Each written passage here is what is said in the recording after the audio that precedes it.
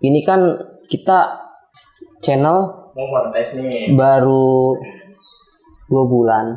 Kita bikin ini kan baru 2 bulan. Kebetulan udah 1.000 subscribe sama 4.000 jam tayang. Ya kan? Itu kan untuk standar standar monetnya YouTube.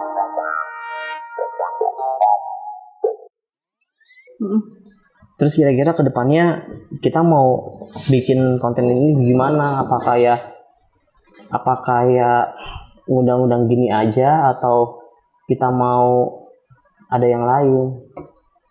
Ada yang lain tuh gimana opsinya?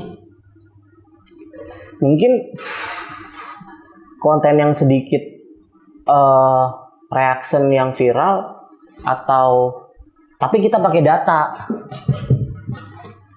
Misalnya gini, kita kutip di salah satu infotainment atau di media media cetak gitu ya, tapi yang digital, apakah kayak gitu? Boleh sih. Kita selingin kayak gitu. Jadi informasinya itu barangkali kan ada teman-teman kita nih yang bahas ini dong bang, sidang Ferdy Sambo dong, agak kelar-kelar tuh sidang. Kira-kira gimana atau mungkin kita bikin job desk gini. Ya kalau ada bintang tamu ya kita podcast sama bintang tamu. Kalau memang nggak ada ya kita ngobrolin sesuatu yang lagi viral atau kita bikin tema misalnya kayak apa gitu. Kamu punya pandangan gimana? Kan ini setelah kita selesai kan udah harus mulai rada serius ya. Sebenarnya sih tergantung ya. Kalau dibilang ngejar yang viral sih sebenarnya nggak juga sih. Soalnya ya kalau dilihat-lihat gini deh. YouTube itu kan awalnya kan berbeda nih dari TV. Ya kan? Jadi jangan sampai nih kita bawa yang viral, yang gimmick dari TV kita pindahin ke YouTube, atau yang si gimmick dan si viral dari TikTok kita pindahin ke YouTube. No, YouTube tuh beda ya. Jadi kalau misalkan kita memang mau mengejar sesuatu yang viral, kita cari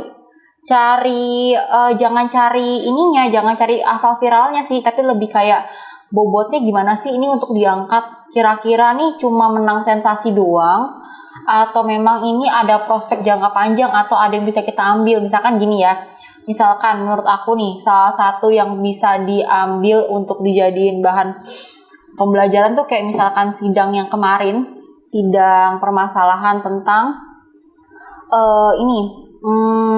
Indra Kents sama Doni Salmanan. Sebenarnya kan banyak banget tuh pelajaran yang bisa kita ambil. Gimana sih cara memilih investasi atau saham yang bener nih? Contoh ya, kayak gitu misalkan. Berarti selain itu kita bisa kasih edukasi gitu. Betul. Jadi sebenarnya tuh warga Indonesia tuh udah nggak butuh yang viral-viral. Mereka tuh sebenarnya tuh muak sama tontonan yang cuma sekedar viral tapi nggak bisa diambil. Gitu. Jadi mereka tuh senang juga edukasinya, apa sih nih orang? Apa sih yang bisa gue ambil? Kayak beberapa artis pendatang baru yang cuma menang viral kan mereka mungkin terkenal, cuma ya easy come easy go gitu. Mereka bisa datang dengan cepat, balik juga cepat.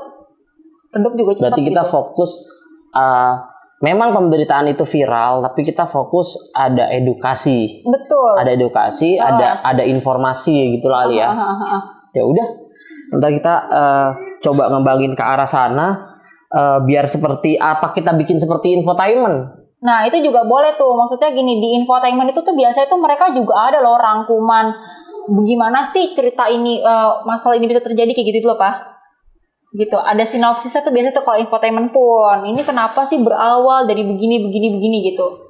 Jadi kalau aku lihat mereka sekarang itu, kalau netizen itu lagi senang yang namanya storytelling, menceritakan sebuah kisah gitu dalam beberapa detik, dalam beberapa menit kayak gitu.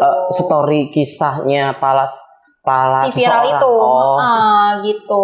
Jadi karena terlalu banyak postingan-postingan hoax, jadi mereka tuh lebih senang untuk membaca atau menonton yang hal seperti itu sih, untuk cari ini gimana sih beritanya yang benar gitu.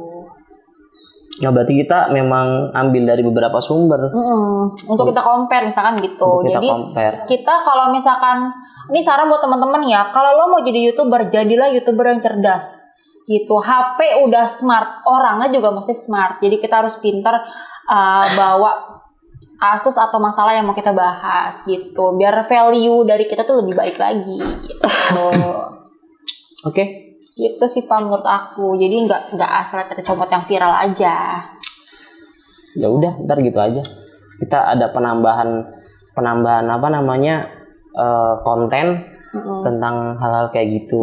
Karena kan kita bukan siapa-siapa. Kalau kita mau konten podcast sama misalnya kayak komika atau apa, kan kita juga nggak punya akses ke sana. Ya barangkali kedepannya kita diajak gitu kan. Karena yang sekarang ya apa yang bisa kita kerjain atau jadiin konten, udah jadiin aja. Yang penting kita punya standar paham bahwasannya ini boleh, ini enggak, ini baik atau buruk, bang, gitu aja sih.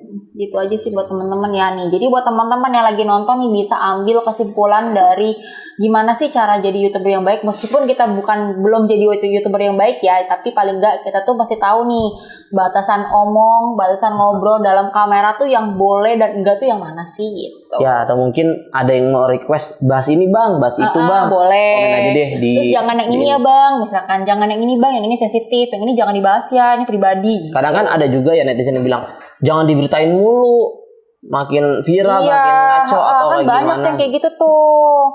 Nah, kita jangan jadi yang kayak gitu. Oke. Ya udah, ntar kita tambahin kayak gitu deh.